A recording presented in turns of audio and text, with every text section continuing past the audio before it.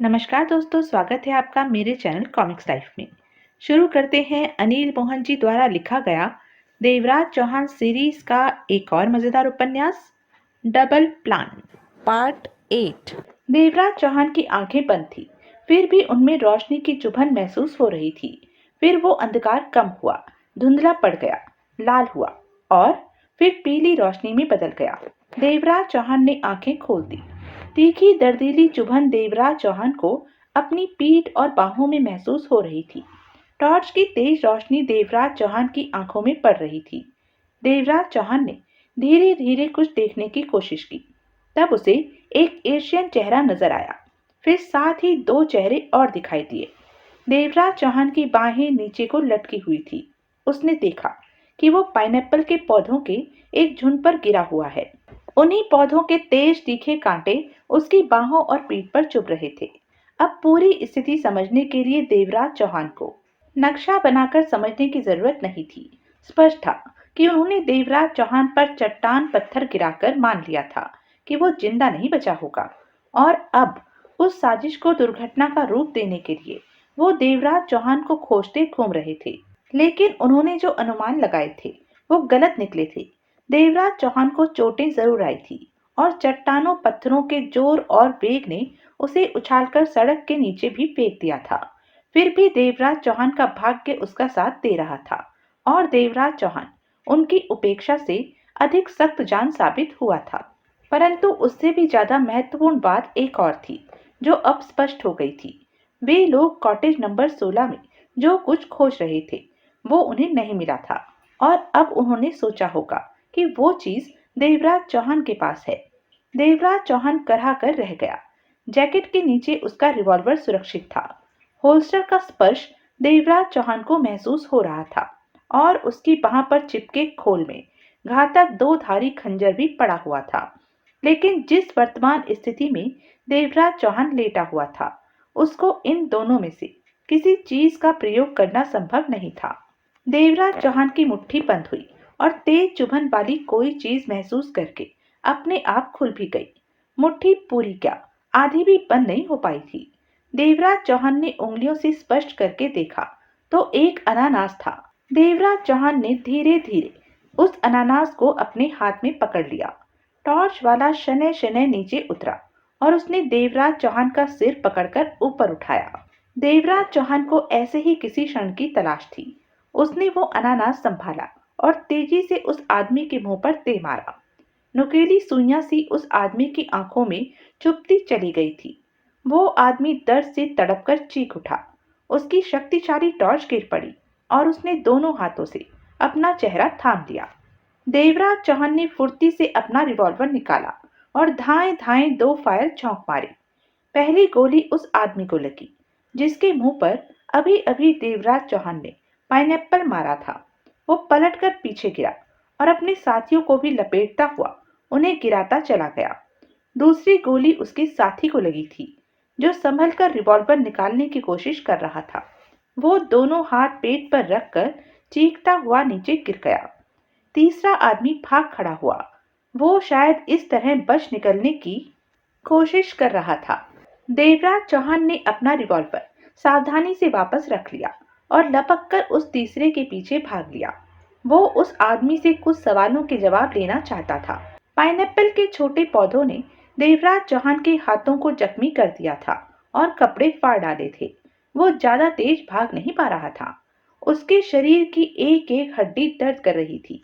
देवराज चौहान को मालूम था कि उनकी हालत ठीक नहीं थी, जबकि वो तीसरा आदमी तेजी से ऊपर चढ़ता हुआ भागा जा रहा था।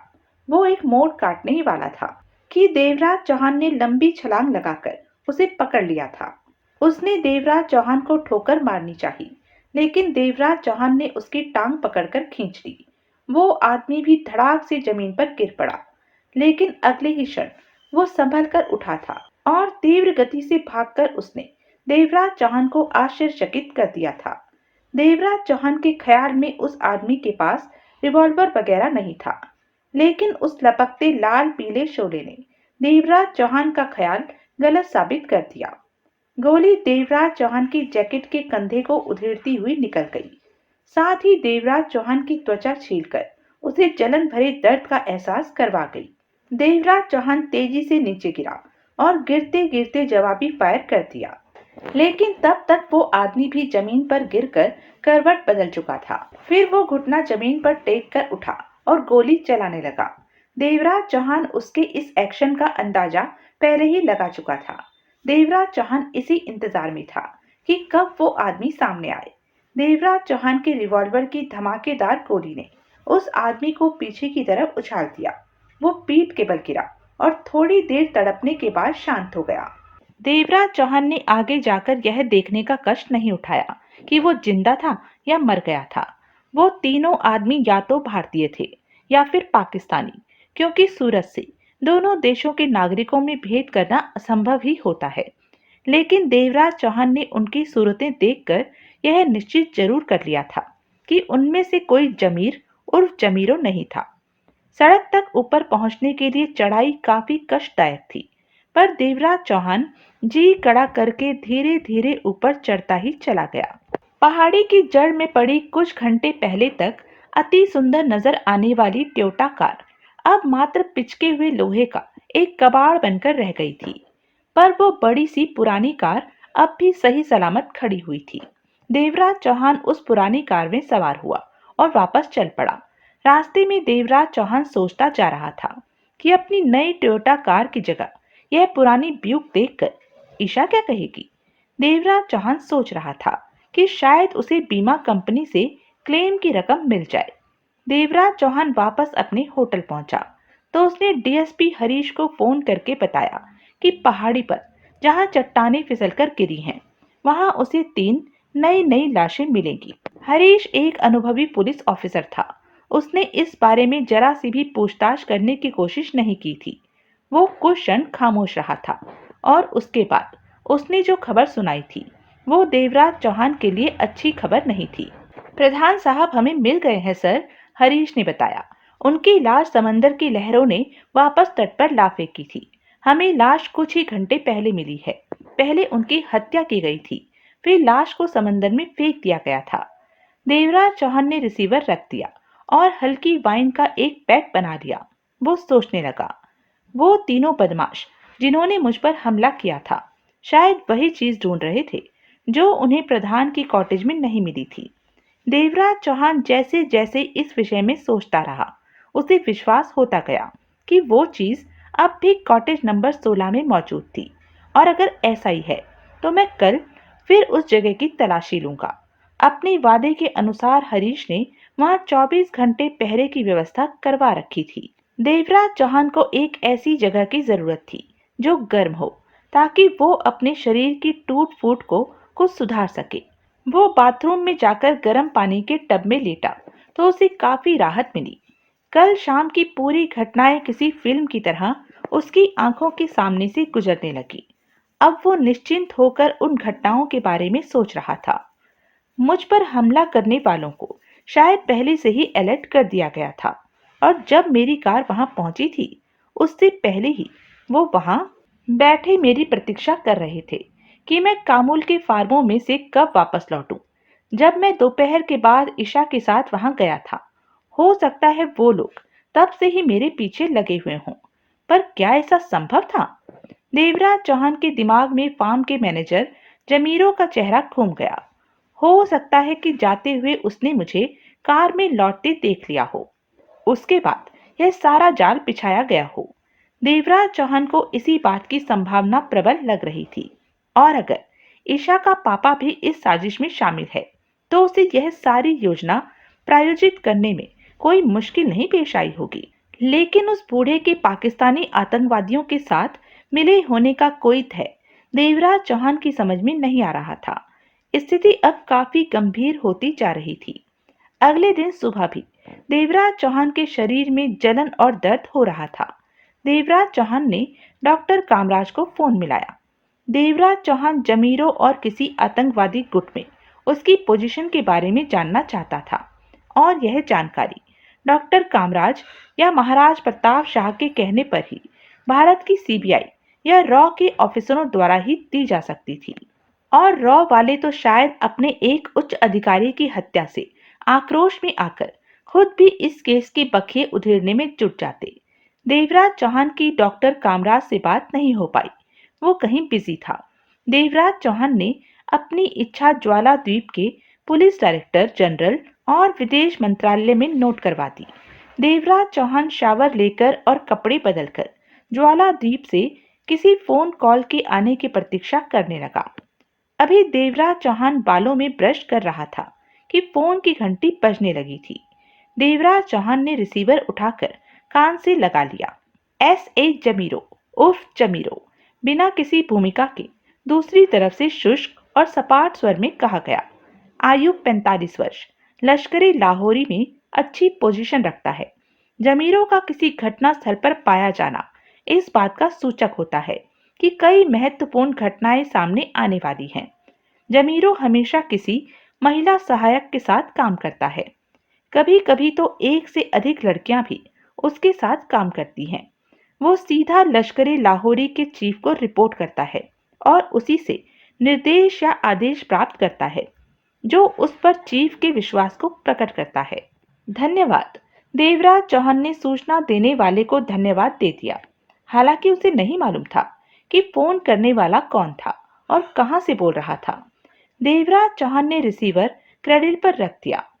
अब देवराज चौहान जमीरों के बारे में सोचने लगा। फिर उसे जमीरों के चीफ का ख्याल आया। वो चीफ जो इन सारी घटनाओं के पीछे था और जिसको जमीरों सीधा रिपोर्ट करता था। कुछ देर सोच विचार के बाद देवराज चौहान ने एक बार फिर फोन किया और लश्करी लाहौरी के बारे में विस्तार से जानकारी मांगी। 15 मिनट बाद ही फिर फोन की घंटी बज उठी। लश्कर का रिकॉर्ड शायद किसी कंप्यूटर में था, जो फौरन निकाल लिया गया था। हमारी जानकारी के अनुसार डबल एल की बागडोर एक खपती धर्मार्थ बूढ़े के हाथ में थी। उसके बारे में कहा जाता था कि वो पिछले कई वर्षों से एक कमरे में बंद था और उस कमरे में ही ट्रांसमीटर पर या सेलुलाइट फोन पर अपने आतंकी चेलों चपाटों को ऑपरेट किया करता है। कहते हैं कि उसने अपने आप को संपूर्ण रूप से पार्टी को समर्पित करने के लिए पूरी दुनिया से संपर्क काट लिए हैं। मूल रूप से हमारा ख्याल यही है कि वो बूढ़ा पूरा पागल है। हमारी पूरी एजेंसी का यही सोचना है। आमतौर पर वो रात को बाहर आकर सितारों की रोशनी में ध्यान लगाता रहता है।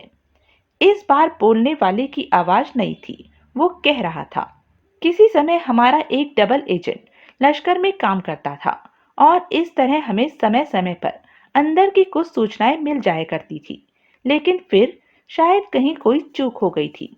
उसके बाद बड़ी रहस्यमय परिस्थितियों में हमारे आदमी ने आत्महत्या कर ली थी। हमारा ख्याल है कि उसकी हत्या करके आत्महत्या का रूप दे दिया गया था। इसके बावजूद हमारे पास जानकारियों के लिए दूसरे सूत्र थे, पर पहले की तरह ऊपरी स्तर के रहस्यों तक पहुंचना संभव नहीं रहा था। अब हम उन्हीं साधारण संपर्क सूत्रों से प्राप्त जानकारियों से ही काम चला रहे हैं। कहकर दूसरी तरफ से संपर्क काट दिया गया था। देवराज चौहान ने भी रिसीवर रख दिया।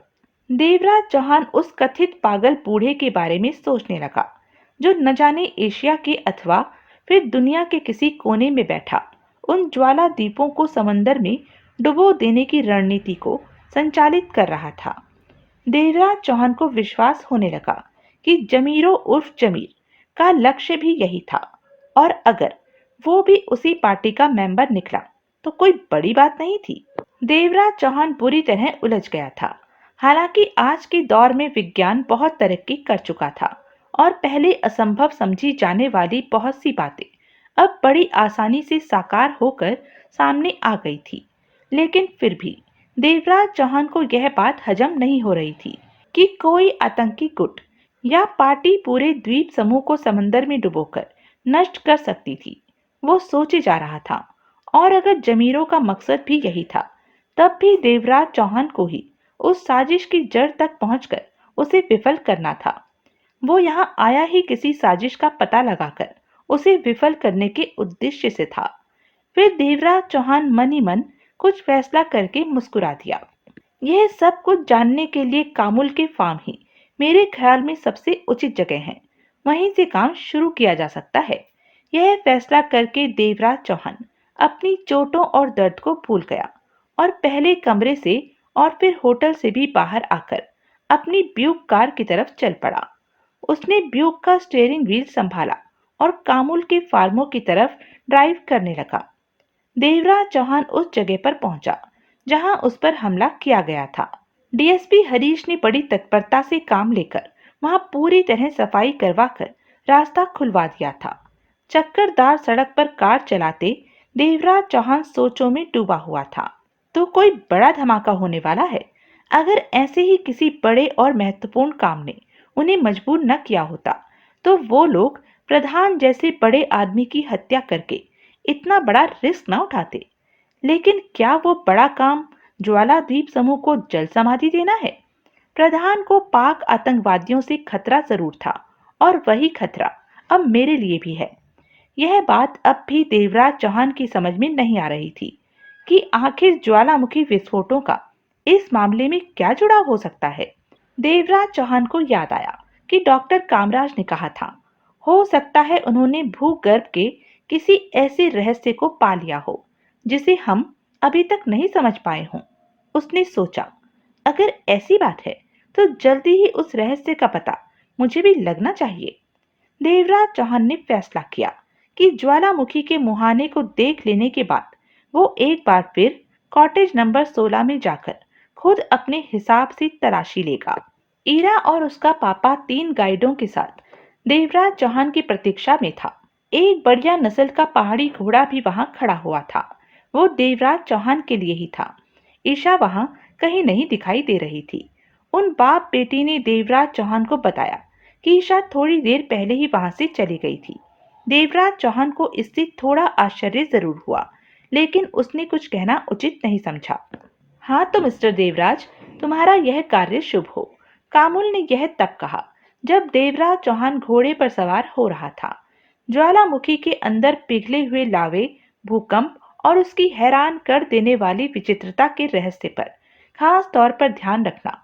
जब तुम वहां से लौटोगे तो मैं ब्रांडी के साथ तुम्हारा इंतजार करता मिलूंगा। ईरा देवराज चौहान को बड़ी अजीब निगाहों से देख रही थी। जैसे ही देवराज चौहान चल पड़ा तो ईरा मुस्कुरा दी थी। देवराज चौहान गाइडों के पीछे पीछे चलता रहा। पतलून कमीज पहने वो गेहुए रंग के तीनों आदमी चुपचाप चलते जा रहे थे। शायद वो बातें करना पसंद नहीं करते थे। रास्ता जल्दी ही कठिन चढ़ाई में बदलकर रह गया था और घोड़ों को ऊपर चढ़ने में काफी मुश्किल का सामना करना पड़ रहा था। फिर वो लोग एक छोटी सी समतल जगह पर पहुंच गए और वहां थोड़ी देर आराम करने की इच्छा से ठहर गए। तभी एक और घुड़सवार चट्टान के पीछे की तरफ से मोड़ काटकर उनकी तरफ आता नजर आया।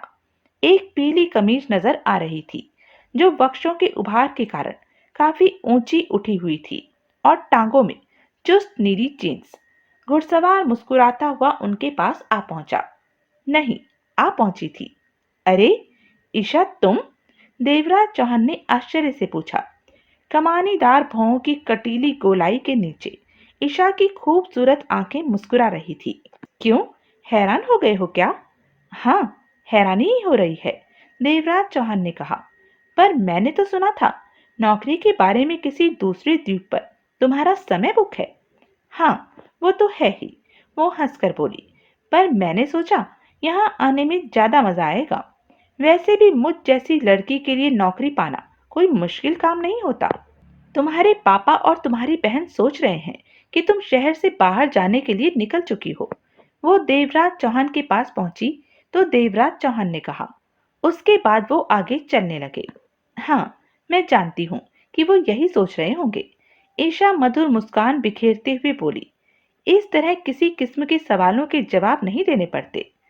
वो अपने गाइडों के पीछे चलते हुए ज्वालामुखी के छोटे मुहानों की श्रृंखला के पास पहुंचे। वहां कई किस्म की झाड़ियां और पौधे उगे हुए थे। वे लोग आगे बढ़ते रहे।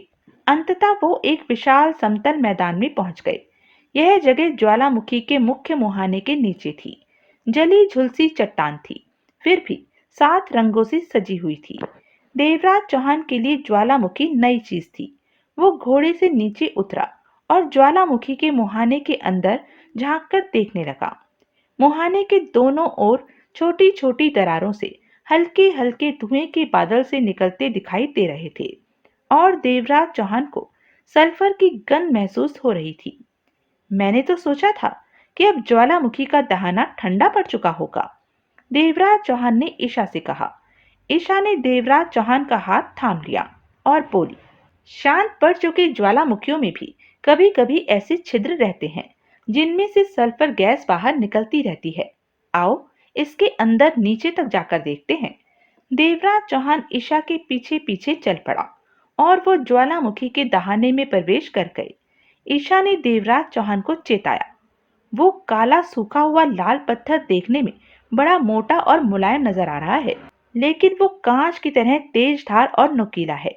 जरा संभल कर चलना। जैसे जैसे वो दहाने में और उतरते रहे, देवराज चौहान को आग की तरह लावे के सूखे हुए ढेर दिखाई देने लगे, जैसे गर्म लावा बाहर आकर ठंडी हवा में जम गया हो। सल्फर का धुआं कहीं कहीं जमकर क्रिस्टल बन गया था और चमकीले सफेद और हल्के पीले रंग में अलग चमक रहा था, पारदर्शी बर्फ की तरह। ईशा कुछ हटकर खड़ी हो गई और मुंह बिगाड़ कर बोली, यह कमीना सल्फर! मैंने पहले कभी सल्फर की इतनी तेज गंध तो नहीं महसूस की। वो ठीक कह रही थी। वो गंध नहीं, दुर्गंध थी और उसका तीखापन देवराज चौहान को भी परेशान कर रहा था। पर देवराज चौहान तो अब तक यही समझे हुए था कि शायद ऐसी जगहों पर हमेशा ऐसी ही दुर्गंध फैली रहती हो, सल्फर गैस की। अभी वो थोड़ा ही और आगे बढ़े थे कि देवराज चौहान ने हल्की सी गड़गड़ाहट की आवाज सुनी, जैसे कोई रेलगाड़ी दूर से दौड़ती चली आ रही हो। ईशा ने पलकें उठाकर देवराज चौहान की तरफ देखा। उसकी आंखें भय से फैल रही थी और आतंक से उसका मुंह खुला का खुला रह गया था। वो गड़गड़ाहट धीरे धीरे तेज होती चली गई थी और फिर जमीन के नीचे तेज धमाके में परिवर्तित होकर रह गई। कुछ हो रहा है देव! ईशा घबराकर कांपती हुई बोली। चलो बाहर की ओर भाग चलो। देवराज चौहान ने ईशा का हाथ थामा और बाहर की तरफ दौड़ने लगा। तभी देवराज चौहान का पैर फिसला और वो उस चिकने शीशे जैसे फर्श पर गिर पड़ा। कांच के टुकड़े जैसी नोक देवराज चौहान के घुटने में चुभ गई। वो दर्द से आंखें मीचकर रह गया। तभी अचानक गड़गड़ाहट की आवाज आनी बंद हो गई और ज्वालामुखी का वो दहाना लावे और कीचड़ के विस्फोट से गूंज उठा। अब सल्फर की दुर्गंध भी लगभग खत्म हो चुकी थी। वो दोनों घुटनों के बल आगे बढ़ने लगे। देवराज चौहान ने मुड़कर अपने गाइडों को ढूंढने के लिए निगाह दौड़ाई, लेकिन लगता था कि वो गड़गड़ाहट सुनते ही जान बचाने के लिए भाग निकले थे। इधर चलो! देवराज चौहान ने एक तरफ फूट रहे छोटे से रास्ते की तरफ इशारा करते हुए कहा। वो छोटा रास्ता थोड़ा नीचे था, लेकिन सुरक्षित लग रहा था। वो दोनों उस रास्ते पर गिरे और फिर बाहर की तरफ बढ़ने लगे। फिर एक और जबरदस्त धमाके ने धरती हिलाकर रख दी। देवराज चौहान ने पीछे मुड़कर देखा। वो दहना आग, लावा और कीचड़ फेंक रहा था और हवा में यह सब कुछ उछाले जाने से धूल और मिट्टी का एक भयंकर गुब्बार भी पैदा हो रहा था।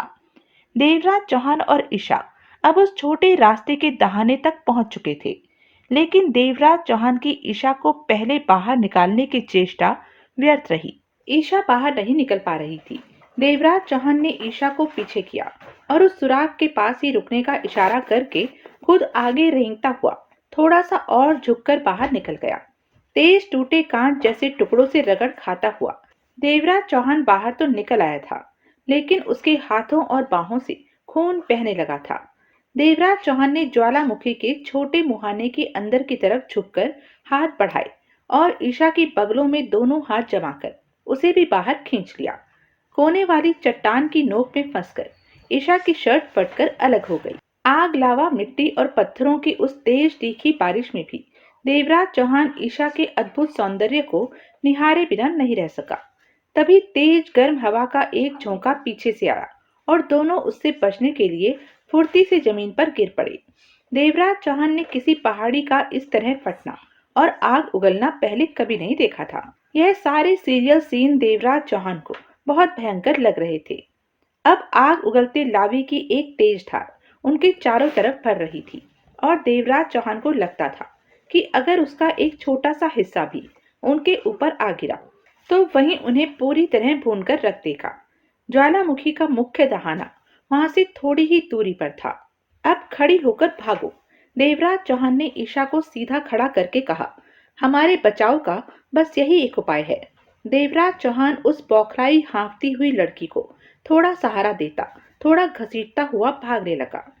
ज्वालामुखी के बड़े दहाने पर पहुंचकर देवराज चौहान ने नीचे घुसकर दूसरी तरफ छलांग लगा दी। वे दोनों थोड़ी देर यूं ही आतंकित और भयभीत से पड़े रहे थे। देवराज चौहान ने फिर उठकर देखा कि ज्वालामुखी के बड़े दहाने के सिर्फ बीच से ही आग, पत्थरों और लावे की धार निकल रही थी। साथ ही बहता हुआ लावा अपना रास्ता खुद बनाते हुए दहाने को कुछ और अधिक चौड़ा कर रहा था। देवराज चौहान चिंतित होकर सोचने लगा, अगर यही स्थिति रही तो जल्दी ही पूरा दहाना ही फट पड़ेगा और पहाड़ी की सारी ही चट्टानें छोटे मोटे टुकड़ों में बदलकर उड़ने लगेंगी। अब भी दहाने से निकलकर छोटे बड़े पत्थर बाहर आकर गिरने लगे हैं। आओ, देवराज चौहान ने ईशा से कहा, आग और पत्थरों की इस शैतानी बारिश से कुछ दूर निकल जाएं। देवराज चौहान और ईशा ढलान से नीचे की ओर जाने लगे। हरी भरी झाड़ियों और नरम नरम घास पर वो थोड़ा भागते और थोड़ा फिसलते हुए नीचे जाने लगे। देवराज चौहान को अपने पीछे लगातार विस्फोटों की आवाजें आती सुनाई दे रही थी, जो बदलकर एक बड़े विस्फोट में बदल जाती थी। वो भी लगातार बढ़ते रहे। वो अभी नीचे जाने के लगभग आधे रास्ते में पहुंचे थे कि देवराज चौहान को चट्टानों में से कल कल करती बहती एक छोटी सी नदी दिखाई दी। दोनों वहां रुक गए और देवराज चौहान ने अपने हाथों और बाहों से खून और पत्थरों की फांसें धो डाली। ईशा की शर्ट फटकर अलग लटक रही थी और उस फटी शर्ट पर बड़े बड़े खून के लाल धब्बे दिखाई दे रहे थे। छोटे रास्ते के दहाने से खींचकर बाहर निकाले जाने से ईशा की पीठ और पसलियों पर खरोंचे आ गई थी। देवराज चौहान ने ईशा के जख्मों पर ठंडा पानी डाला और अपने हाथों से थपक थपक कर उसे आराम पहुंचाता रहा। ईशा अब थर थर कांप रही थी। समय ने हमारा साथ दिया ईशा, हम भाग्यशाली रहे हैं, देवराज चौहान ने कहा। हम उस दहाने में थोड़ा भी और आगे निकल जाते तो फिर शायद बाहर न निकल पाते। ईशा ने गंभीरता से सिर हिलाकर कहा, मेरी समझ में कुछ नहीं आ रहा। लगता है जैसे वो ज्वालामुखी हमारे अंदर पहुंचने की ही प्रतीक्षा कर रहा था कि बस हम अंदर पहुंचे और वो फट पड़े। यह ख्याल क्षण भर के लिए मेरे दिमाग में भी आया था ईशा, पर यह संभव नहीं लगता। ज्वालामुखी क्या किसी के निर्देश पर पटा करते हैं? मैं यहाँ ज्वालामुखी की असामान्य गतिविधियों का पता लगाने आया था। अब मैं सब कुछ अपनी आंखों से देख चुका हूँ। मैंने कल्पना भी नहीं की थी कि इतना सब कुछ इतने निकट से देख पाऊंगा, और वो भी इतनी जल्दी। ज्वालामुखी अब भी घनघोर तरीके से गरज रहा था और उसके झटके और ज्यादा जोरदार होते जा रहे थे। ईशा देवराज चौहान को पकड़े उसके साथ चिपकी खड़ी थी। वो उस गुनगुनाती हुई नदी के पास ही झाड़ियों में छुपे हुए थे और देवराज चौहान को ऐसा लग रहा था जैसे वो पूरी दुनिया से कटकर रह गए हैं। सिर्फ ज्वालामुखी की गर्जना ही उसे एहसास दिला रही थी कि बाकी दुनिया का अस्तित्व भी है। यहाँ थोड़ी देर रुकना उचित रहेगा क्या? देवराज चौहान ने ईशा से पूछा। क्या हम यहाँ पूरी तरह सुरक्षित हैं? ईशा ने सिर हिलाकर जवाब दिया। और ज्यादा ताकत और गति पाने में इन्हें घंटों लग जाते हैं और कई बार तो अपने आसपास ही लावा उगलकर ये जल्दी ही ठंडे पड़ जाते हैं। ईशा की बाहें देवराज चौहान को घेरे में लिए हुई थी। देवराज चौहान ने महसूस किया कि ईशा का पूरा शरीर उसके शरीर के साथ रगड़ खा रहा था और उसकी सांसों की गति तेज होती जा रही थी। देवराज चौहान पहले भी कई बार इस तरह की स्थिति का सामना कर चुका था। कुछ क्षण पहले तक भय और आतंक से कांपता हुआ ईशा का सुंदर और भरपूर शरीर अब वासना की अधिकता से कांप रहा था। देवराज चौहान ने बड़ी कोमलता से उसे अपने से अलग कर दिया। होश में आओ ईशा, वो गुर्राकर बोला। यह समय और मौका इन फिजूल बातों का नहीं है। ईशा ने चौंक कर देवराज चौहान के चेहरे पर देखा। वो बेहद शांत और गंभीर था। ईशा ने देवराज चौहान से अलग होकर गर्दन झुका ली। जब वे शाम को कामुल के घर के पास पहुंचे, तब ईरा बगीचे में से ताजे फूल तोड़कर आ रही थी। उन दोनों को देखकर वो एकदम स्तब्ध सी खड़ी की खड़ी रह गई। पापा, ईरा ने जोर से आवाज लगाई। विशाल काय बूढ़ा कामुल अंदर से निकलकर आ गया। देवराज चौहान पर पड़कर उसकी नजरें ईशा पर जा टिकी और उसका तांबई चेहरा लाल सुर्ख हो गया। वो बोला, तुम्हें तो उवाता शहर में होना चाहिए था। कामुल ने कांपती हुई आवाज में पूछा था।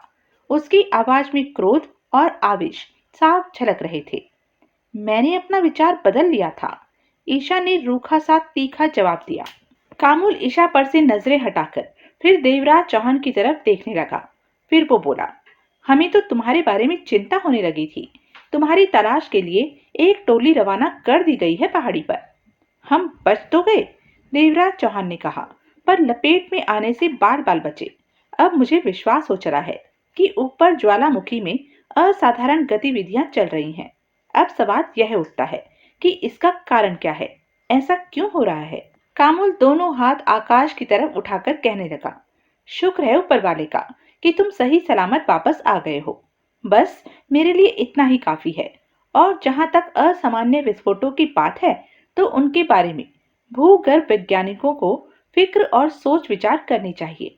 हमारे पहाड़ी वाला ज्वालामुखी तो कई वर्षों से नहीं फटा था। शहर के दूसरी तरफ और समंदर के बीच वाले ज्वालामुखी फटते रहते हैं। अगर इस प्रकार की कोई आशंका होती तो मैं तुम्हें कभी भी वहां नहीं जाने देता। देवराज चौहान का जी चाह रहा था कि वो उस कामुल की बात पर विश्वास कर ले, और एक तरह से उसने विश्वास कर भी लिया। जैसा कि देवराज चौहान ने पहले सोचा था कि ज्वालामुखी किसी के निर्देश पर नहीं फटा करते। लेकिन ईशा को देवराज चौहान के साथ देख कामुल का चेहरा दहक उठा था। यही बात देवराज चौहान को अखरने वाली थी। यह एक बाप की अपनी बेटी के लिए चिंता और व्यग्रता मात्र नहीं थी। इसमें तो कोई दूसरी किस्म की भावना थी, या फिर यह कोई प्रतिक्रिया थी किसी क्रिया की।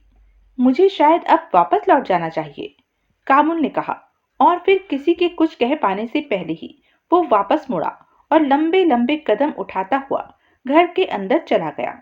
जाते हुए उसके चेहरे पर सख्ती, रुखाई और ठंडेपन के भाव थे। देवराज चौहान ने ईरा की तरफ देखा। वो देवराज चौहान और ईशा को टटोलती नजरों से देख रही थी। ईशा ने एक थोड़ी सी मगर तीखी मुस्कुराहट दिखाई और अपने हाथ से देवराज चौहान की बांह दबाई। यह एक तेज और अर्थ भरा संकेत था।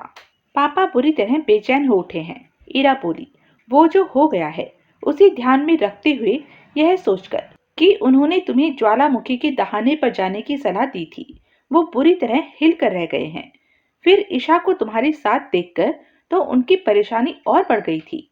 वो एक बार फिर संक्षिप्त सी मुस्कान मुस्काई और मुड़कर मकान के अंदर की ओर चल दी। देवराज चौहान और ईशा कार की तरफ बढ़ गए।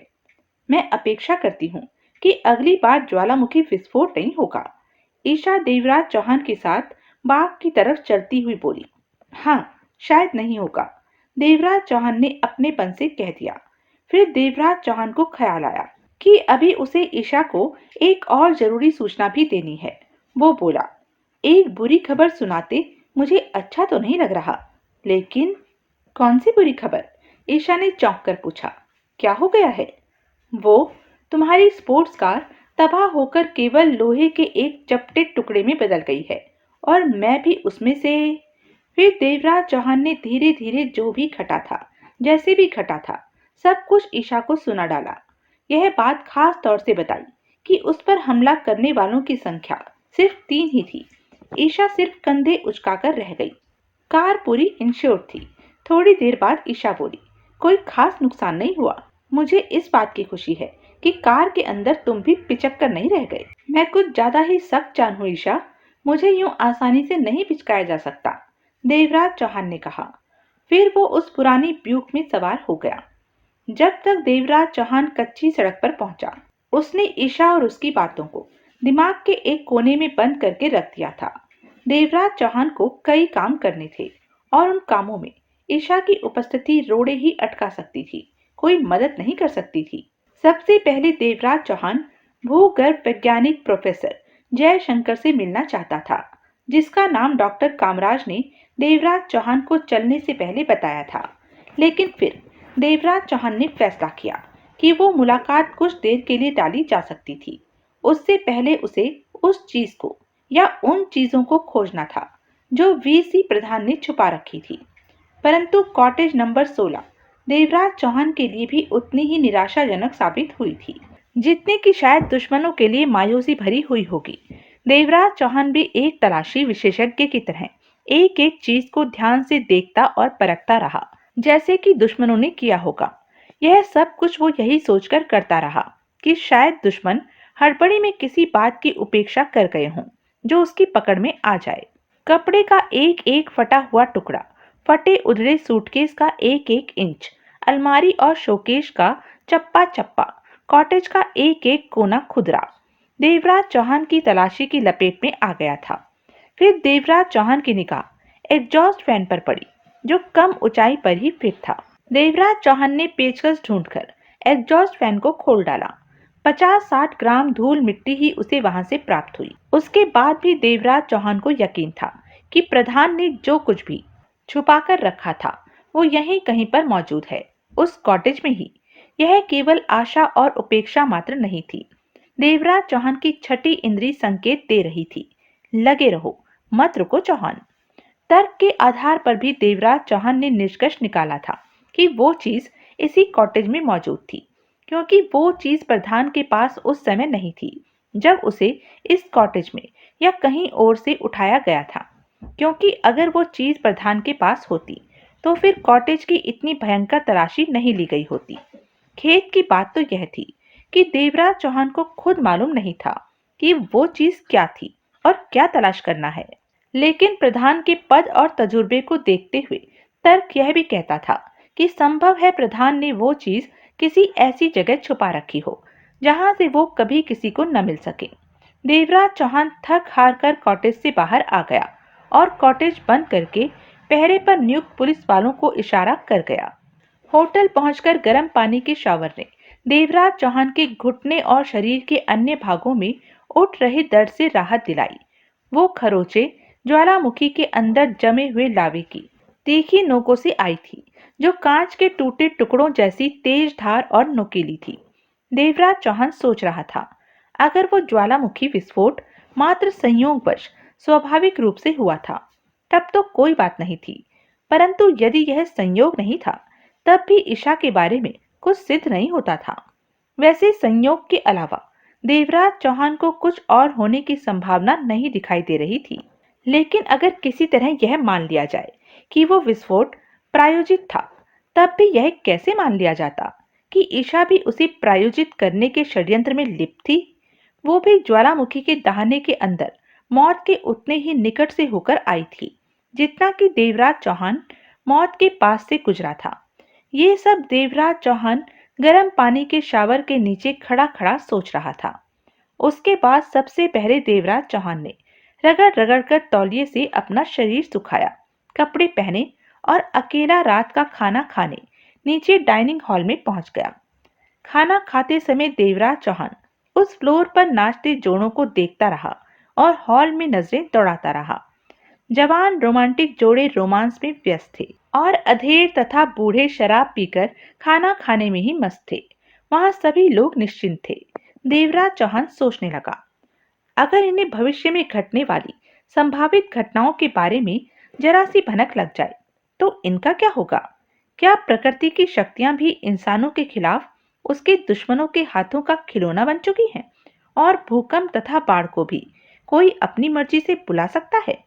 देवराज चौहान अभी रोस्टेड चिकन का पीस चबा रहा था कि अचानक उसे एक ख्याल आया और वो प्लेट खिसकाकर जल्दी से खड़ा हो गया। कॉटेज किराए पर दिलाने वाला जरूर कोई प्रॉपर्टी डीलर होगा। यह ख्याल देवराज चौहान के दिमाग में आया था। उस प्रॉपर्टी डीलर का कोई ऑफिस भी होना चाहिए और उस ऑफिस में कोई अलमारी या सेफ जैसी चीज भी होना जरूरी है। देवराज चौहान अपने कमरे में आया और फिर कुछ सोचकर बाहर की तरफ जाने के लिए तैयार होकर होटल से बाहर निकल आया। कॉटेज की फिर से छानबीन के बाद अब के भी देवराज चौहान के हाथ कुछ नहीं लगा।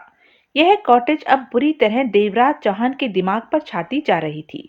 वो किसी चुंबक की तरह बार बार देवराज चौहान को अपनी तरफ खींच रही थी। सुबह देवराज चौहान ने प्रोफेसर जयशंकर को फोन करने के लिए रिसीवर की तरफ हाथ बढ़ाया ही था कि फोन की घंटी बजने लगी थी। देवराज चौहान ने रिसीवर उठा लिया। हेलो, वो बोला। दूसरी तरफ से आने वाली आवाज साफ, तेज और मधुर थी। देवराज चौहान ने तुरंत वो आवाज पहचान ली। हेलो ईरा, देवराज चौहान ने कहा। मैं यहीं ज्वाला पर्वत शहर में हूँ, ईरा बोली।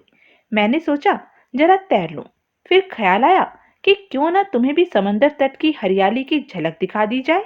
देवराज चौहान के रोंगटे खड़े हो गए। पिछले कुछ महीनों से वो ऐसे अविश्वास और संदेह के वातावरण में रहा था कि हर बात पर उसके रोंगटे खड़े हो जाते थे। देवराज चौहान अंडरवर्ल्ड का एक बड़ा और आजाद पंछी था, बिल्कुल किसी बात जैसा ताकतवर और भारी पंछी। लेकिन जब से वो इन कथित हाई प्रोफाइल लोगों के संपर्क में आया था, देवराज चौहान को महसूस होने लगा था कि अंडरवर्ल्ड से ज्यादा खतरनाक तो ऊपरवर्ल्ड था, जहां हर कोई एक दूसरे का गला काटने से जरा भी नहीं हिचकता था। उधर ईरा बात जारी रखते हुए कह रही थी, अब यह मत कहना कि मैं काम में फंसा हुआ हूँ, नहीं तो मुझे बड़ी निराशा होगी। और तुम्हारे कारण किसी लड़की को निराशा महसूस हो, यह तुम खुद भी नहीं चाहोगे। गोल्डन बीच के अंत में पार्क के कोने पर मुझसे मिलो, यहाँ ज्यादा भीड़ नहीं होती है। मैं 15 मिनट में वहां पहुंच रही हूँ।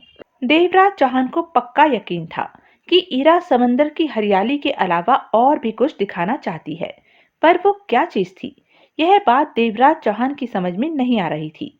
क्या वो अपनी सौतेली बहन से होड़ लगाकर उससे भी 2 कदम आगे जाकर वासना पूर्ति के चक्कर में थी, या फिर कारण कोई और ही था। जब देवराज ने ईशा के बारे में सोचा तो उसे उस पर अफसोस होने लगा। वो जवान होती लड़की क्षणभंगुर नृत्य रचना में भटक रही थी, पर इस समय अफसोस का मौका नहीं था। इस समय वो जानना चाहता था कि आखिर ईरा चाहती क्या है। ईरा की आवाज में देवराज चौहान ने वही मधुरता पाई थी जो पिछली रात बगीचे में ईरा की आंखों से झलक रही थी। एक निमंत्रण युक्त मधुरता, वही हठीला आग्रह, किसी को पा लेने की तीव्र और शक्तिशाली इच्छा। देवराज चौहान ने सोचा, अगर वो कोई ऐसा ही खेल खेलना चाहती थी जो जल्दी ही उसे मुंह की खानी पड़ेगी। जब देवराज चौहान बीच पार्क के कोने पर पहुंचा तो उसने ईरा को सागर तट पर खड़े प्रतीक्षा करते पाया। उसने 2 पीस नन्ही सी बिकनी पहनी हुई थी, जो बस उसकी मान मर्यादा को ढकने की नाकाम सी कोशिश कर रही थी। उसके भरपूर वक्षों का केवल अग्रभाग ही चोली की पतली सी पट्टी छुपा पा रही थी, बाकी मांसल वक्ष छलके पड़े थे। सिर्फ कोई अति सुडौल और पुष्ट शरीर वाली लड़की ही ऐसी नाम मात्र की बिकनी पहन सकती थी। ईरा ने वो बिकनी बड़े विश्वास से पहन रखी थी।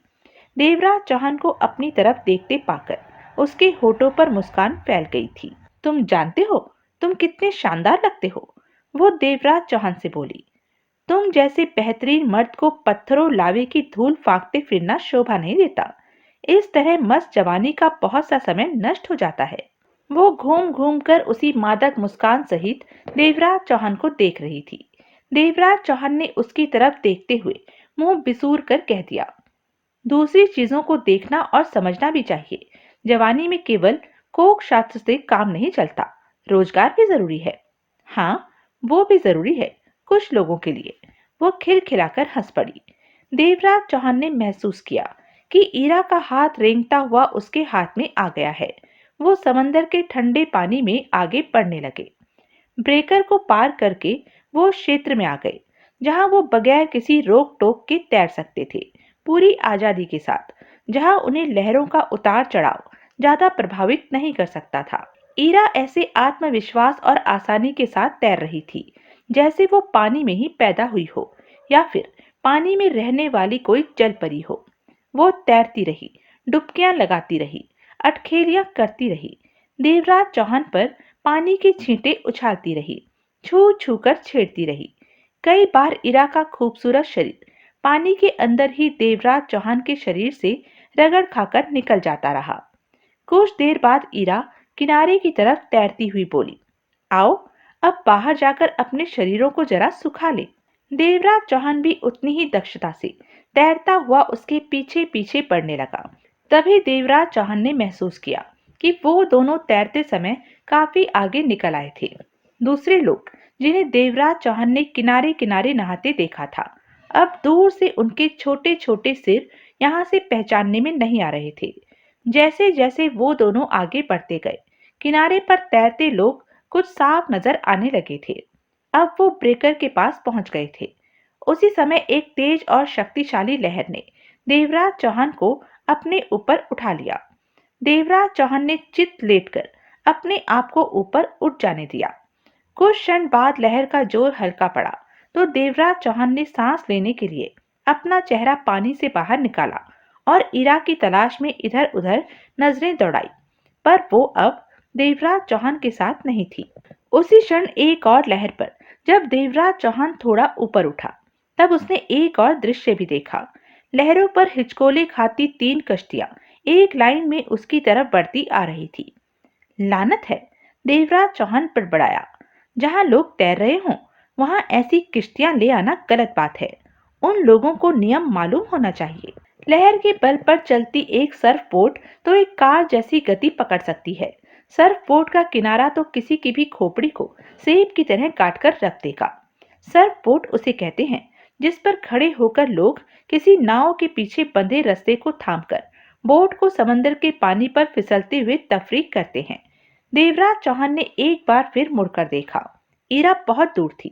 वो ब्रेकर के पार पहुंच चुकी थी और बिल्कुल सुरक्षित स्थान पर थी, खतरे की सीमा से बाहर। तीनों सर्फ बोट के सवार एक दूसरे के पीछे आ रहे थे। उनमें से एक थोड़ा आगे था और बाकी दोनों उसके दाएं बाएं इस तरह थोड़ा पीछे आ रहे थे कि अगर पहले शिकारी का निशाना चूक भी जाए तो बाकी दोनों शिकार को संभाल लें।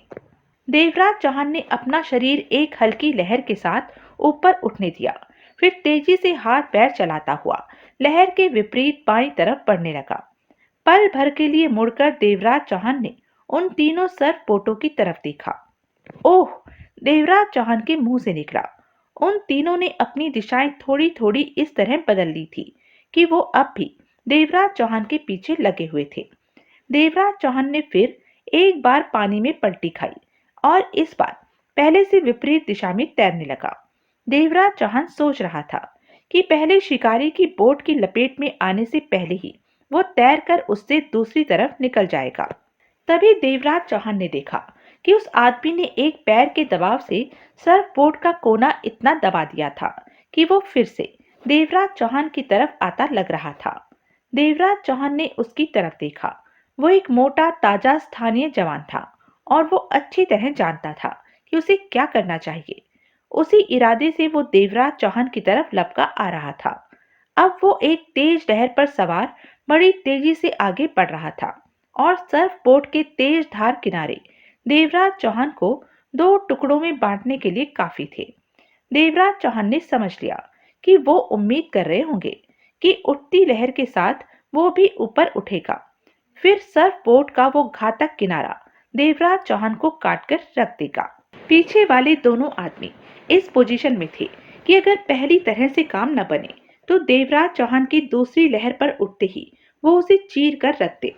वे तीनों साधारण मौज मस्ती के लिए सर्फ बोट राइडर नहीं थे, बल्कि खूंखार कातिल थे जो ठंडे दिमाग से सोची हुई योजना अनुसार उस सीधे साधे खेल उपकरण को जानलेवा हथियार के रूप में इस्तेमाल कर रहे थे।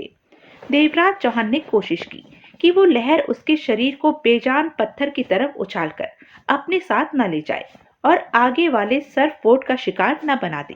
लहर देवराज चौहान को ऊपर उठाने की कोशिश कर रही थी, पर देवराज चौहान का शरीर पूरी तरह उसके नियंत्रण में था। देवराज चौहान को इस वार से बचना जरूरी था। सर्फ बोट काफी चौड़ी थी और जिस तरह वो देवराज चौहान की तरफ लपकी आ रही थी, उसका कोई भी हिस्सा अगर देवराज चौहान के शरीर को छू जाता तो घातक सिद्ध हो सकता था और वो तीनों कातिल अपने उद्देश्य में सफल हो जाते। अब वो लहर और ऊंची उठती जा रही थी और अपने साथ देवराज चौहान को भी ऊपर उठाना चाहती थी और साथ ही वो सर्फ बोट किसी गैंडे की तरह देवराज चौहान को कुचलने के लिए बड़ी आ रही थी। फिर वो सर्फ बोट एकदम देवराज चौहान के सिर पर आ पहुंची और देवराज चौहान ने पानी में और गहरा जाने की कोशिश की। इसी तरह कई सेकंड बीतते चले गए। 4, 2, 3। फिर देवराज चौहान ने एक पलटा खाया और पानी की उस दीवार के अंदर घुसता चला गया।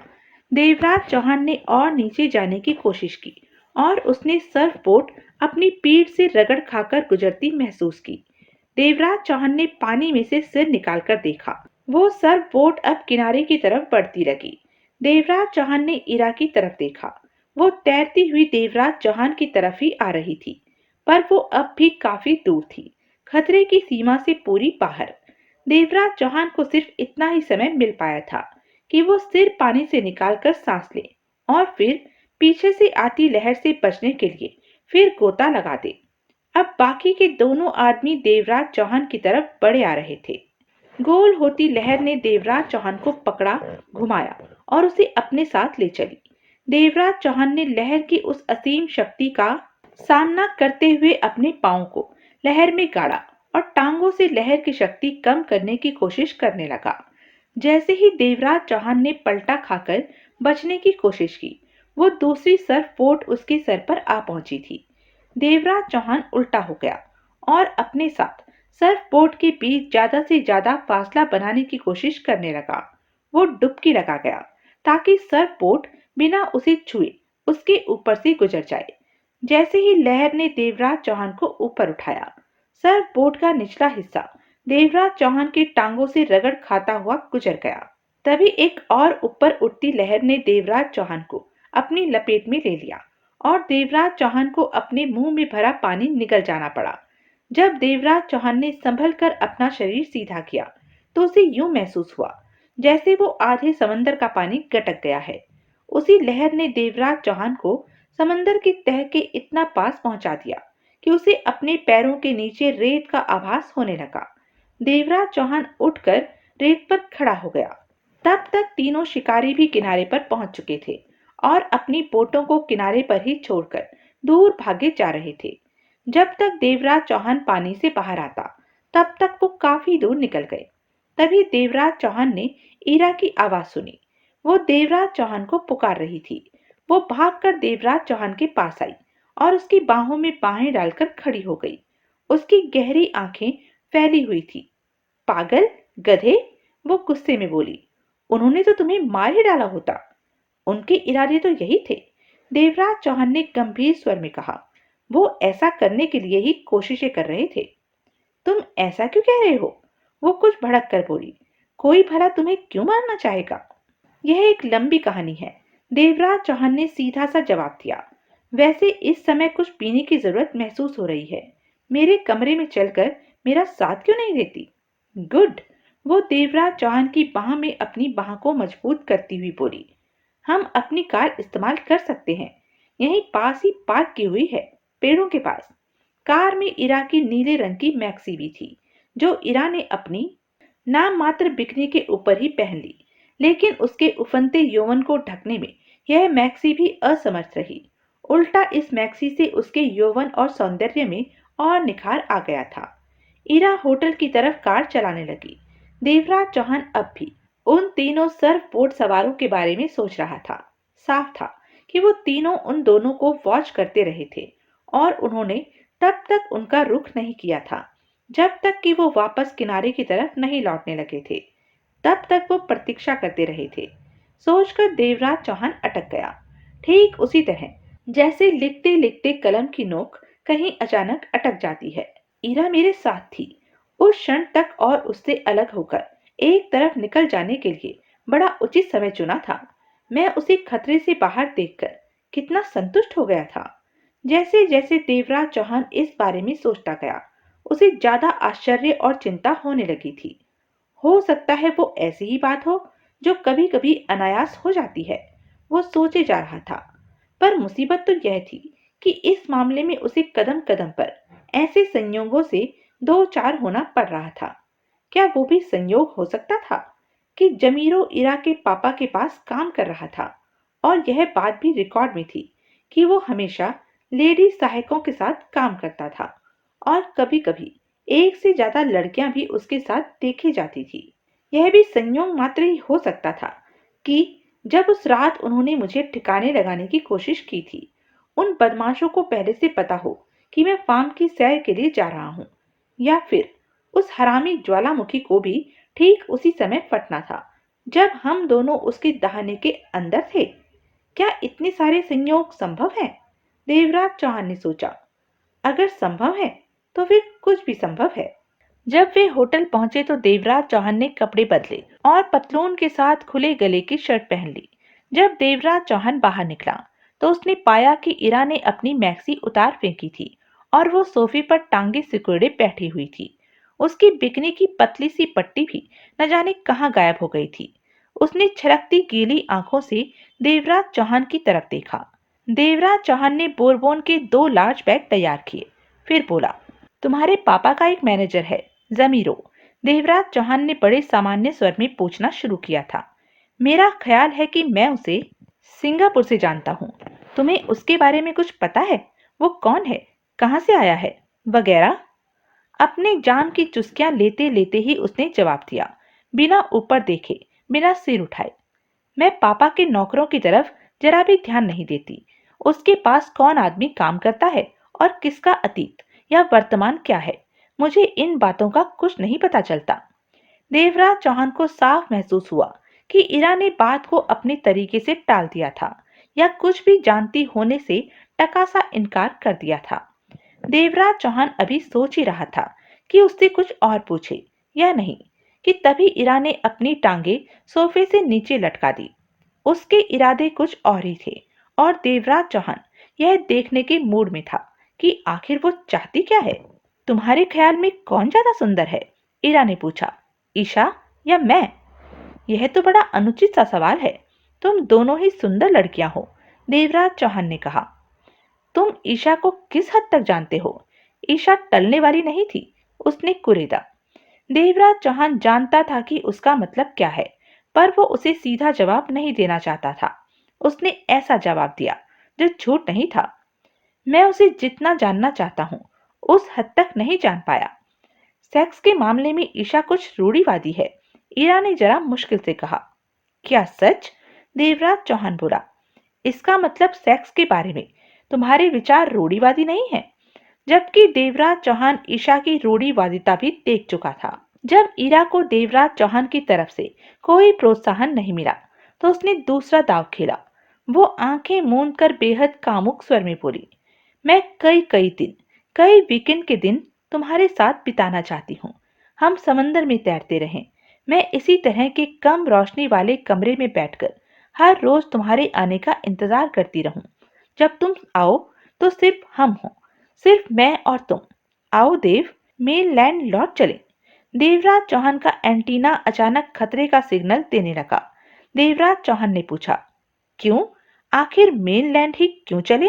क्योंकि हम वहां वो सब कुछ कर सकते हैं जो हम यहाँ नहीं कर सकते हैं। कम से कम मैं तो नहीं कर सकती। क्यों नहीं कर सकते? यहाँ क्या नहीं है? मैं हूं, तुम हो। यहाँ कभी पापा और कभी ईशा और कभी कोई दूसरा रुकावट बनेगा। मेनलैंड पहुंचकर तुम मुझे जब चाहोगे पा सकोगे, जितनी बार चाहोगे पा सकोगे। कोई रुकावट नहीं होगी। देवराज चौहान समझ नहीं पाया कि वो कौन सी रुकावट की बात कर रही थी, जबकि इस समय वो यहाँ भी कुछ क्षण पहले तक प्रेम क्रीड़ा के लिए आतुर मरी जा रही थी। अरे वाह, यह विचार तो बड़ा सुंदर और महान है, देवराज चौहान बोला। इस छोटी सी टिप्पणी पर इरा यूं झपटी जैसे मकड़ी जाल में फंसी मक्खी पर झपटती है। तो फिर आओ, चलें। मैं जा सकती हूँ, मेरा वहां घर है और मैं वहां जाकर बेहिचक रह सकती हूँ। जरा सोचो तो देव, हम हर सुबह साथ, हर रात साथ साथ, बस मजे ही मजे, आनंद ही आनंद, आनंद के सिवा कुछ नहीं। वो सब कुछ लुटा देने में किसी किस्म का संकोच नहीं कर रही थी। वो उसी आनंद को महत्व दे रही थी जिसे देवराज चौहान अभी अभी ठुकरा चुका था। फिर भी किसी मर्द के लिए यह सुझाव बहुत आकर्षक था। अरे अरे, जरा ठहरो तो। देवराज चौहान खिलखिलाकर हंस पड़ा। मैंने तो सिर्फ प्रस्ताव की सराहना की थी। यह तो नहीं कहा था कि ऐसा कुछ करने भी जा रहा हूँ। मैं ऐसा कर भी नहीं सकता। मुझे अभी कुछ समय यहीं रहकर कई महत्वपूर्ण काम करने हैं। देवराज चौहान ने क्षण भर के लिए इरा की आंखों के भाव परिवर्तित होते देखे। वो अलग हटकर खड़ी हो गई। तुम मना नहीं कर सकते देव। तुमने खुद माना है कि मैं बहुत सुंदर हूँ और तुम भी कम नहीं हो। मैं तुम्हें चाहने लगी हूँ। हम लवर बन चुके हैं। यकीन मानो, हम वो सब कुछ यहाँ नहीं कर पाएंगे जो मैं चाहती हूँ। बोलो, मेरी इच्छाएं पूरी करोगे ना? मैं तुम पर मर मिटी हूँ। किसी भी मर्द की मर्दानगी की तुष्टि के लिए यह बहुत काफी है कि उससे छोटी उम्र की कोई अनुपम सुंदरी अपने मुंह से माने कि वो उस पर मर मिटी है। पर इसे इरा का दुर्भाग्य ही कहा जाएगा कि उसके सामने देवराज चौहान था, जिसका आत्मबल और मान मर्यादा पहले से ही शिखर पर था और कोई चापलूसी उसे गिरा नहीं सकती थी। मुझे खेद है हनी कि मैं ऐसा नहीं कर सकता, देवराज चौहान आहिस्ता से बोला। वो आगे बढ़ी और उसने अपना महकते यौवन से भरपूर शरीर देवराज चौहान पर लाद ही दिया। उसका कोमल स्पर्श देवराज चौहान के शरीर में बिजली सी भर रहा था। वो बोली, नहीं देव, यहाँ मैं हर समय यह सोचकर डरती रहूंगी कि मेरे पापा आकर हमें रंगे हाथ न पकड़ लें या फिर कहीं ईशा ही न टपक पड़े। और तो फिर मेरे ख्याल में वो हम दोनों के लिए ही उचित नहीं होगा। पर एक बात फाइनल है मेरी डॉल, मैं तुम्हारे साथ मेनलैंड नहीं जा रहा। इरा एक झटके से पीछे हट गई और उसकी गहरी आंखों में भयंकर क्रोध झलकने लगा था। वो चीखती हुई बोली, क्या मैं तुम्हें अच्छी नहीं लगती हूँ, या फिर मैं इतनी अच्छी नहीं हूँ कि बाहर के लोग मुझे तुम्हारे साथ देखें? तुम्हें इस बात का डर है कि तुम्हारे पढ़े लिखे बड़े बड़े दोस्त गांव की एक लड़की को तुम्हारे साथ तुम्हारी प्रेमिका के रूप में देखकर क्या सोचेंगे? या मैं इस द्वीप पर तो अच्छी लगती हूँ, मेनलैंड पर जाकर चुड़ैल लगने लगूंगी? देवराज चौहान समझ रहा था कि इरा उससे किस प्रकार की प्रतिक्रिया की आशा कर रही थी। वो आशा कर रही थी कि देवराज चौहान गुस्से से तिल मिलाकर उछल पड़े, लेकिन देवराज चौहान पर उसकी बातों का कोई असर नहीं पड़ा। किसी भी मर्द को अगर कोई खूबसूरत लड़की इस तरह चैलेंज दे और उकसाए तो वो मर्द गुस्सा करेगा ही, लेकिन देवराज चौहान उसके आरोपों और चैलेंज को अपने शांत व्यवहार से ही गलत साबित करना चाहता था। बात ऐसी नहीं है इरा, देवराज चौहान ने शांत और नर्म स्वर में कहा। मैं तो खुद तुम्हें साथ लेकर घूमने फिरने में खुशी महसूस करूंगा और हंसी खुशी तुम्हें अपने पढ़े लिखे और बड़े बड़े दोस्तों से मिलवाऊंगा, परंतु मैं अभी यहाँ से कहीं नहीं जा सकता। इरा ने अपनी आंखों से झलकते भयंकर गुस्से पर काबू पाते हुए ठंडे लहजे में कहा, तुम मेरे प्रस्ताव पर फिर से विचार करोगे ना देव? हाँ, मैं वादा करता हूँ, देवराज चौहान ने गर्दन हिलाकर कहा। वादा करने के बाद देवराज चौहान ने कसम खाई कि अब उसे इरा के बारे में ही सोचते रहना है, उस हद तक जिसका वो अनुमान भी नहीं लगा सकती थी। इरा ने अपनी बिकनी पहनी, ऊपर से अपनी नीली मैक्सी पहनी और दरवाजे तक पहुंचते पहुंचते देवराज चौहान की ओर एक फ्लाइंग किस उछालकर दरवाजे से बाहर निकल गई। देवराज चौहान ने उसको कार में बैठते देखा और फिर जाता देखने के लिए खिड़की तक चला गया। वो वहां भी इरा के बारे में ही सोच रहा था। इरा ने देवराज चौहान के सामने अपने शरीर का प्रदर्शन करके उससे मेनलैंड आने का आग्रह किया था। मेनलैंड यानी मुख्य टापू, ज्वाला द्वीप की धरती। वो अपने उद्देश्य की पूर्ति के लिए जो कुछ भी और जितना भी कर सकती थी, उसने किया था। उसने अपने शरीर और दिमाग दोनों का इस्तेमाल किया था। वो पूरे समय अपनी योजना को कार्य रूप देने में व्यस्त रही थी। यही कारण था कि बैठते हुए उसके दूर चले जाने को अब देवराज चौहान ज्यादा संदेह से देख रहा था। वो सब समझ रहा था। कोई आदमी नहीं चाहता था कि देवराज चौहान इस द्वीप में रहे। इसका मतलब यह था कि किसी को या किन्हीं को डर था कि देवराज चौहान टांग अड़ाकर उनका कोई बना बनाया खेल न बिगाड़ दे। कहीं वो उनकी योजनाएं तहस नहस न करके रख दे। कौन थे वो लोग और कहां पर थे? किस जगह वो इकट्ठे होंगे? और सबसे बड़ा लाख टके का सवाल यह था कि इरा इस मामले में कहां फिट होती थी। यह सब सोचते सोचते देवराज चौहान डॉक्टर कामराज की बताई हुई उस संभावना के बारे में सोचने लगा कि हो सकता है पाकिस्तानी वैज्ञानिकों या आईएसआई वालों को भूगर्भ के बारे में कोई ऐसी जानकारी मिल गई हो और वो उसका फायदा उठाने की कोशिश में लगे हुए हों। यहाँ तक सोचने के बाद देवराज चौहान फिर प्रधान और उसकी छुपाई हुई गुप्त जानकारियों के बारे में सोचने लगा। काश मैं उस आदमी और उसकी कार्य प्रणाली के बारे में कुछ ज्यादा जानता होता। यह विचार दिमाग में आते ही देवराज चौहान चौंक कर उठ खड़ा हुआ। ठीक है, मैं उसके बारे में कुछ भी नहीं जानता, पर डॉक्टर कामराज या ज्वाला द्वीप का पुलिस विभाग तो जानता हो सकता है। देवराज चौहान ने फोन उठाया और ज्वाला द्वीप संपर्क किया। वहां से उसे पता चला कि हमेशा की तरह डॉक्टर कामराज उपलब्ध नहीं था और उसके आते ही बात करवा दी जाएगी। लगभग 1 घंटे बाद डॉक्टर कामराज से बात हो पाई देवराज चौहान की। डॉक्टर कामराज की गंभीर आवाज देवराज चौहान के कानों में पड़ी। प्रधान के बारे में मैंने सुना, बहुत अफसोस हुआ। अब क्या हो रहा है? अभी तक तो मुझे ठीक से नहीं मालूम कि क्या हो रहा है, देवराज चौहान ने जवाब दिया। पर लगता है कोई भयानक मामला चल रहा है, गुप्त रूप से। आपने मुझे एक बार बताया था कि आपको एक बार किसी महत्वपूर्ण वैज्ञानिक फार्मूले की माइक्रोफिल्म कहीं छुपानी पड़ी थी और आपने वो काम वीपी प्रधान की सलाह से किया था। मुझे अच्छी तरह याद है कि आपने कहा था इस माइक्रोफिल्म की वजह से आपकी जान को खतरा था। प्रधान ने आपको क्या सलाह दी थी? कहाँ छुपाई थी आपने वो माइक्रोफिल्म? दूसरी तरफ कुछ क्षण खामोशी रही। फिर डॉक्टर कामराज की आवाज आई, जो काफी नम्र थी। उस कॉटेज में कोई टीवी या रेडियो वगैरह है क्या? उसने पूछा था। किराए पर फर्निश्ड मिलने वाली कॉटेजों में आमतौर पर ऐसी चीजें होती हैं। जी हाँ, देवराज चौहान ने अपने दिमाग में कॉटेज का दृश्य ताजा करते हुए कहा। एक कोने में टीवी सेट है और दूसरे कोने में हाई फाई म्यूजिक सिस्टम है, टेप रिकॉर्डर कम रेडियो। तो उन्हें चलाने की कोशिश करो, डॉक्टर कामराज ने कहा। देवराज चौहान ने रिसीवर रख दिया और आंधी तूफान की तरह कॉटेज नंबर 16 की तरफ रवाना हो गया। कॉटेज की निगरानी करने वाले पुलिस ऑफिसर से अब तक देवराज चौहान की अच्छी दुआ सलाम शुरू हो चुकी थी। अंदर घुसते ही देवराज चौहान ने टीवी सेट ऑन कर दिया। टीवी ठीक तरह चल रहा था।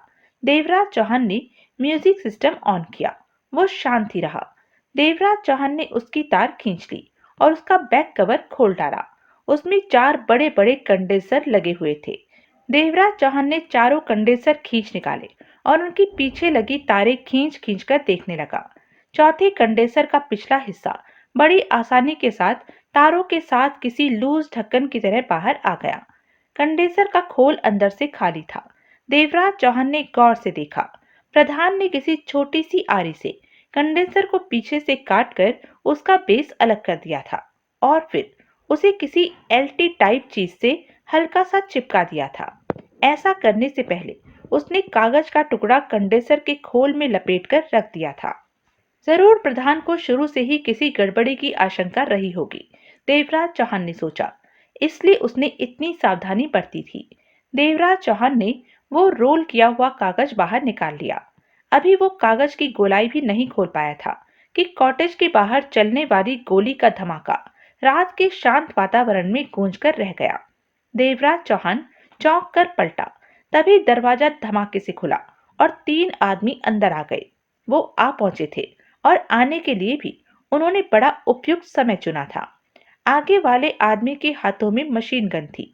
देवराज चौहान ने उसकी उंगली का दबाव गन के ट्रिगर पर पड़ते देखा। कमरा एक जोरदार तड़तड़ाहट के साथ गोलियों की बौछार से गूंज उठा। देवराज चौहान ने 2 पल पहले ही ट्रिगर पर बढ़ता उंगली का दबाव देख लिया था, इसलिए वो गोलियों से छलनी होने से बाल बाल बचा।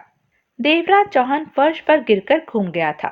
तब तक उसका रिवॉल्वर जैसे किसी जादू से उसके हाथ में आ गया था।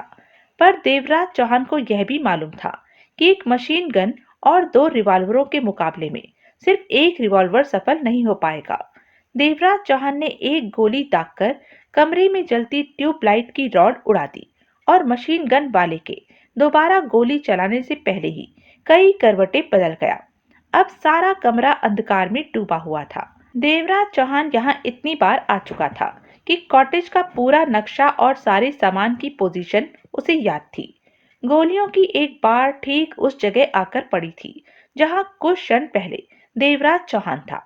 देवराज चौहान फर्श से चिपका चिपका आगे बढ़ा और दोनों परछाइयों को एक तरफ धकेलता हुआ खिड़की से बाहर कूद गया।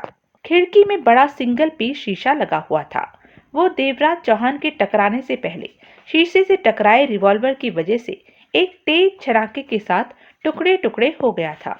देवराज चौहान खिड़की से बाहर रेत पर आ गिरा था। उसे एक और गोली का शोला चमकता दिखाई दिया। इस बार गोली देवराज चौहान की बाईं तरफ से आई थी। वो गोली देवराज चौहान की कोहनी के पास रेत में धंसकर रह गई थी।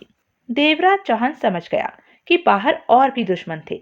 देवराज चौहान ने कार की आड़ में मोर्चा संभाले लेटे हुए देखा उन्होंने फिर गोली चलाई। इस बार दोनों ने एक साथ फायर किया था। एक बार फिर देवराज चौहान को नीचे झुककर साइड में लपकना पड़ा। देवराज चौहान ने भी गोलियां चलाई, जो कार के पिछले हिस्से पर पड़ी। दोनों आदमी अब बिल्कुल नीचे होकर लेट गए थे। अंधेरे में अब उन्हें देख पाना मुश्किल हो रहा था। देवराज चौहान उठकर उनकी तरफ भागा। तभी वो तीनों सामने की कॉटेज से बाहर आकर देवराज चौहान की तरफ लपके। अब मशीन गन वाले आदमी ने भयंकर तड़तड़ाहट के साथ गोलियों की एक और बौछार देवराज चौहान की तरफ कर दी। अब स्थिति यह थी कि अगर देवराज चौहान एक तरफ गोलियां चलाकर मुकाबला करता तो दूसरी तरफ वाले उस पर गोलियां चलाने लगते।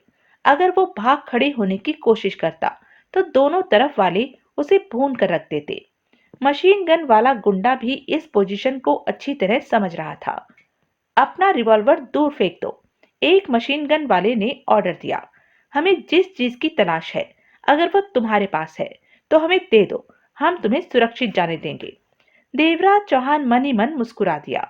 वो उस गुंडे के झांसे को अच्छी तरह समझ रहा था, परंतु इस समय देवराज चौहान के पास उसके सिवा कोई चारा भी नहीं था। देवराज चौहान ने अपना रिवॉल्वर फेंक दिया और वो धीरे धीरे उसकी तरफ बढ़ने लगे। पास आकर एक आदमी ने बड़ी बेरहमी से झंझोड़कर देवराज चौहान को उसके पैरों पर खड़ा कर दिया। मशीन गन वाला गुंडा छोटा और मोटा था और उसका चेहरा काफी खुरदुरा था। यह तो बहुत नाइंसाफी है यार, देवराज चौहान मुस्कुराया। क्या क्या बेइंसाफी है? दूसरा गुर्राया। जितना मैंने अनुमान लगाया था, तुम मुझसे काफी ज्यादा लोग यहाँ आ धमके हो, देवराज चौहान ने व्यंग से कहा। एक के मुकाबले लगभग आधा दर्जन। हम में से 3 कम भी हो गए हैं, उसने मुंह पिसूर कर जवाब दिया। हाँ यार, यह तो सच है, वो मेरे सामने ही कम हुए थे, देवराज चौहान मुस्कुराकर बोला। और यह सच है कि जिस चीज की तुम्हें तलाश है वो मेरे पास नहीं है। देवराज चौहान ने उनकी तरफ देखा। वो संख्या में 5 थे और सारे ही एशियाई थे। उनमें से एक को देवराज चौहान ने पहचान लिया। यह वही था जिसकी कार को देवराज चौहान ने ठोकने की कोशिश की थी, इसी कॉटेज के बाहर। खूंखार चेहरे ने आदेश दिया, तलाशी लो उसकी। वो सभी हिंदी मिश्रित उर्दू यानी हिंदुस्तानी में बात कर रहे थे। उन्होंने बड़ी तेजी और महारत से काम लिया और उनमें से एक ने देवराज चौहान की जेब में से वो रोल किया हुआ कागज का टुकड़ा ढूंढ निकाला। उसने कागज खोलकर देखा और खुशी से चीख उठा। देवराज चौहान ने उस कागज के टुकड़े को खोजने के लिए क्या क्या जतन नहीं किए थे। और अब जबकि वो देवराज चौहान के हाथ लगा भी था तो देवराज चौहान उसे खोल कर भी नहीं देख सका था कि ये गुंडे उससे वो छीन कर ले जा रहे थे। देवराज चौहान के अंदर गुस्से की आग भड़क उठी। हालांकि उस क्षण देवराज चौहान के दिमाग में कोई योजना नहीं थी कि वो उन 5 सशस्त्र गुंडों को खाली हाथ कैसे रोक पाएगा, पर इस बात का उसे यकीन था कि वो ऐसा कर सकता है। जाने क्या बात थी कि देवराज चौहान को अपनी गुप्त शक्तियों का ख्याल भी नहीं आ रहा था। और फिर ज्वालामुखी के दहाने से निकलते समय उसे जो खरोंचे आई थी, उसके बाद उसे अपनी शक्तियों के बारे में कुछ संदेह हो गया था, जिसकी वजह से वो संभल कर सावधानी से काम ले रहा था। जब मशीन गन वाले गुंडे लीडर ने उस कागज पर नजर डाली और उसके चेहरे पर एक अजीब सी मुस्कुराहट फैल गई, उसने वो कागज अपनी जैकेट की जेब में रख लिया। अब इसका क्या किया जाए? उनमें से एक गुंडे ने पूछा। इसे ठिकाने लगा दें और लाश पड़ी छोड़कर चले जाएं? नहीं, खूंखार चेहरे वाला लीडर गुर्राया। यहाँ एक लाश पहले ही पड़ी है, पुलिस वाले की। उसी से भारी हंगामा मचेगा। हम इसे दूर ले जाएंगे। कहाँ? दूसरे ने पूछा। मुझे नहीं पता, खूंखार चेहरे वाला बोला। इसके बारे में कुछ नया सोचना पड़ेगा। अभी इसे अपने कार में ही साथ ले चलो। मुझे एक बात सूझी है, तीसरे ने फौरन कहा। जल्दी बको, खूंखार चेहरे वाला गुर्राया। क्यों ना हम इसके साथ भी वही फॉर्मूला इस्तेमाल करें और इसे समुंदर की गोद में सुला दें, जैसा कि हमने प्रधान के साथ किया था। समंदर तट पर रखी बचाव नौका का हम एक बार फिर इस्तेमाल कर सकते हैं। देवराज चौहान के मन में उम्मीद की एक किरण चमकी। उसने मौके का फायदा उठाते हुए तुरंत कहा, नहीं, प्लीज, नहीं नहीं, मैं तैरना नहीं जानता। मैं पानी से डरता हूँ, तैर नहीं सकता, वो भी समंदर में।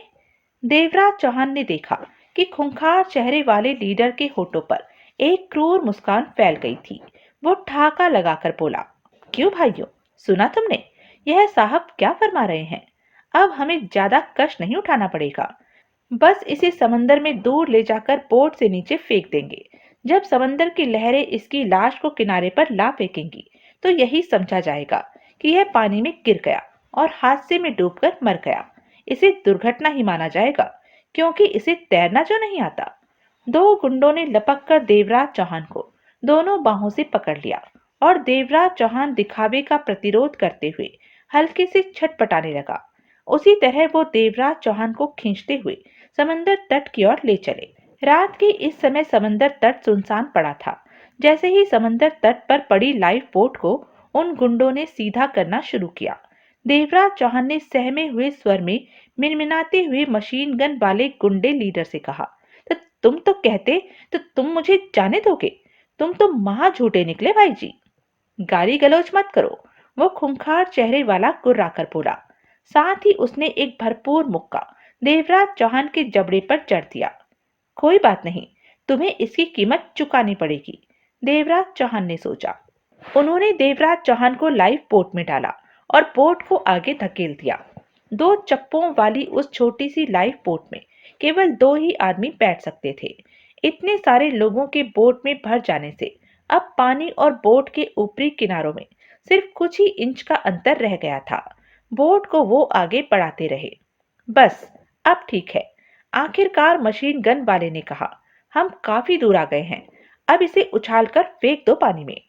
देवराज चौहान ने फिर दिखावटी विरोध किया, लेकिन उसे उठाकर बोट के किनारे से दूर फेंक दिया गया। देवराज चौहान ने जबरदस्त एक्टिंग की।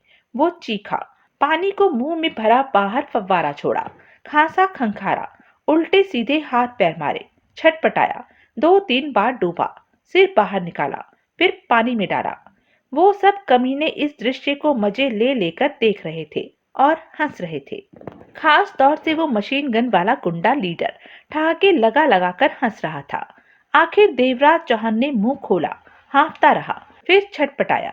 उसके बाद पानी के नीचे डूबता चला गया। पानी के अंदर ही अंदर देवराज चौहान ने तैरना शुरू कर दिया और बाईं तरफ बढ़ने लगा। काफी दूर तक तैरने के बाद देवराज चौहान ने पानी के ऊपर सिर निकाला और कई लंबी लंबी सांसें लेने के बाद किनारे की तरफ तैरने लगा। देवराज चौहान ने देखा कि गुंडा पार्टी वाले धीरे धीरे चप्पू चलाते, हंसी ठिठोली करते बोट को वापस किनारे की ओर ले जा रहे थे। अभी वो किनारे से कुछ दूरी पर थे कि देवराज चौहान किनारे पर आ पहुंचा और झुककर दौड़ता हुआ कॉटेज की ओर खड़ी उनकी कार की तरफ लपका। कॉटेज के दरवाजे के पास चित पड़े अपने जानकार पुलिस ऑफिसर के पास पहुंचकर देवराज चौहान ठिठका। वो मरा पड़ा था। देवराज चौहान ने उसकी पिस्टल संभाली और फिर कार की ओर भाग लिया।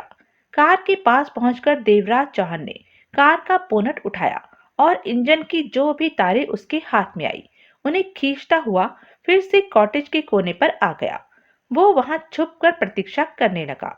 वो सब एक झुंड की तरह एक साथ चलते हुए बड़ी बेफिक्री से अपनी कार की ओर बढ़े चले आ रहे थे। देवराज चौहान जानता था कि उसे क्या करना है। उसने बड़ी सावधानी के साथ निशाना साधा। देवराज चौहान की पहली 3 गोलियों का काम देश के दुश्मनों की हत्या करना था और उन्होंने अपना फर्ज पूरी तरह निभाया। देवराज चौहान ने वो तीनों गोलियां इतनी तेजी से चलाई थी कि ऐसा लगा था जैसे वो तीनों एक साथ ही चली हों। चौथी गोली उस खूंखार चेहरे वाले लीडर के हाथ पर लगी और उसकी मशीन गन उछलकर दूर जा गिरी। 5वीं गोली भी इसी प्रकार 5वें के हाथ में लगी थी और उसकी गन भी छिटककर दूर जा पड़ी थी। देवराज चौहान कॉटेज के नुक्कड़ से निकलकर भागा तो उस लीडर के चेहरे पर आश्चर्य के भाव आ गए। तो तुम तो कहते थे कि तुम्हें तुम्हें तैरना नहीं आता, लीडर हाँफते हुए बोला। हाँ, मैंने अभी अभी सीख लिया है। देवराज चौहान ने एक जबरदस्त मुक्का उसके मुंह पर दे मारा। मैं जरा जल्दी ही सीख जाता हूँ, जैसे यह मुक्का मारना भी सीख लिया है। देवराज चौहान ने एक जोरदार मुक्का गुंडे के चेहरे पर मारा। गुंडा पीछे गिरकर कार के हुड पर जा टिका। 5वां गुंडा, जिसका हाथ जख्मी हो गया था, वो देवराज चौहान पर झपटा, लेकिन देवराज चौहान के बाएं हाथ के वार ने उसे रास्ते में ही रोक दिया। वो गुंडा उस वार की शक्ति सहन नहीं कर पाया। वो पीछे की तरफ गिरा, झटपटाया और फिर ठंडा हो गया। देवराज चौहान ने अब बचे हुए खूंखार चेहरे वाले गुंडों के लीडर की तरफ ध्यान दिया। वैसे ही देवराज चौहान उसके पास पहुंचा। उसने देवराज चौहान पर लात मारी और देवराज चौहान को लगभग पकड़ ही लिया। देवराज चौहान ने उसकी उसी लात को पकड़ा और घुमाकर फेंक दिया। वो कार के हुड पर से होते हुए नीचे पक्के फर्श की पटरी पर गिरा और देवराज चौहान ने उसकी खोपड़ी चटकने की आवाज साफ साफ सुनी। देवराज चौहान ने आगे बढ़कर उसकी जेब में हाथ डाला और वो मुड़ा हुआ कागज निकालकर चल दिया। अपने होटल की तरफ वापस जाते हुए देवराज चौहान ने उस जानलेवा कागज को देखा, जिसके लिए भारत का एक बहुत बड़ा खुफिया ऑफिसर अपने प्राण न्यौछावर कर गया था और जो कई जाने लेने के साथ साथ कई लोगों के लिए जाने कितना महत्व रखता था। देवराज चौहान ने उस पर 8 नाम लिखे पाए। वो 8 नाम एक के नीचे एक किसी लिस्ट की तरह लिखे हुए थे। देवराज चौहान ने ऊंचे स्वर में पढ़ना शुरू कर दिया। कोकाला, किलौजा, मोहाव, ओकाओ, सानुता, लोनाता, इसाको, इकोना। देवराज चौहान ने उन नामों को बार बार दोहराया, हर नाम का ऊंचे स्वर में सही उच्चारण किया ताकि वो सारे नाम उसके दिमाग में पूरी तरह बैठ जाए। इस प्रकार से अच्छी तरह याद कर लेने के बाद देवराज चौहान ने वो कागज जेब में रख लिया। ये सारे नाम देवराज चौहान के लिए व्यर्थ थे। देवराज चौहान को नहीं मालूम था कि ये किन लोगों के नाम थे। किसी आदमी के थे, रेलगाड़ियों के या फिर स्टीम जहाजों के। तभी देवराज चौहान को होटल की लॉबी में न्यूज स्टैंड नजर आया।